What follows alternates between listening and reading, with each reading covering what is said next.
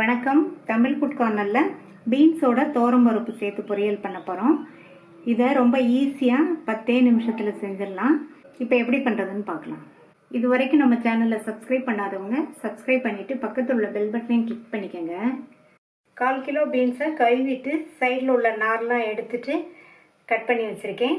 2 table spoon துவரம்பருப்பை கழுவிட்டு அரை மணி நேரமாக ஊற வச்சுருக்கேன். துவரம்பருப்பை இந்த கடாயில் சேர்த்துட்டு அது கூட அரை கப் தண்ணி, 2 பிஞ்ச் மஞ்சள் தூள், கொஞ்சமாக சீரகம் 1/4 டீஸ்பூனில் பாதி. இந்த பருப்பு நல்லா சாஃப்டாக வெந்து வரணும், ரொம்ப குழைய விட்டுறக்கூடாது. பருப்பு இந்த மாதிரி ஊற வச்சிட்டோம்னா வேகமாக வெந்துடும். தண்ணி நல்லா கொதி வந்தவுடனே தீயை குறைச்சி வச்சிட்டோம்னா தண்ணி வற்றாமல் பருப்பு கரெக்டாக வெந்துடும்.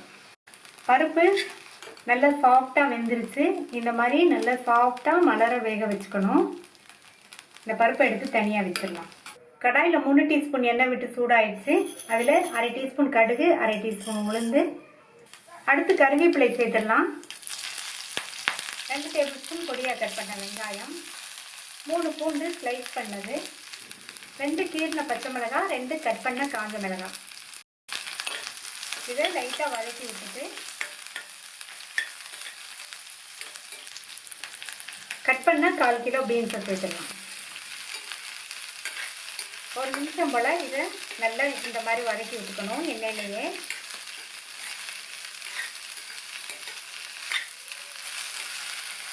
வதக்கிட்டு பீன்ஸுக்கு தேவையான அளவு உப்பு, அது கூட கொஞ்சமாக தண்ணி தெளிச்சுக்கலாம்.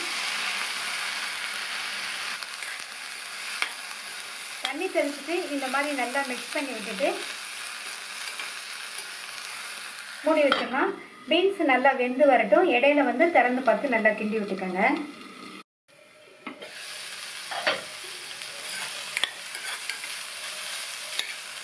பீன்ஸ் கரெக்டாக வெந்திருக்கு. இது கூட மலர வேக வச்ச துவரம்பருப்பை சேர்த்துடலாம்.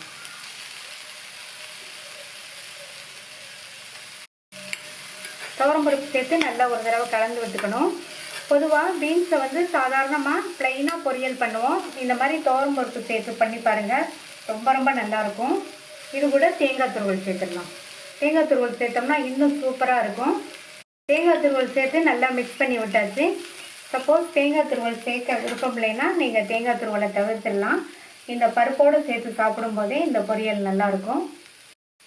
கடைசியாக கொஞ்சமாக கொத்தமல்லி தலையும் சேர்த்துட்டோம்னா நம்மளோட பொரியல் இன்னும் நல்லா சூப்பராக கமகமன்னு டேஸ்ட்டாக இருக்கும். நல்லா ஒரு தடவை மிக்ஸ் பண்ணி விட்டுடலாம்.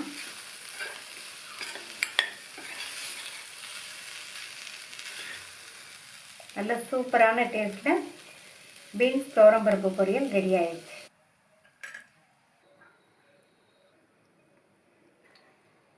இந்த பீன்ஸ் துவரம்பருப்பு பொரியலை ட்ரை பண்ணி பார்த்துட்டு உங்கள் கமெண்ட்ஸை சொல்லுங்கள்.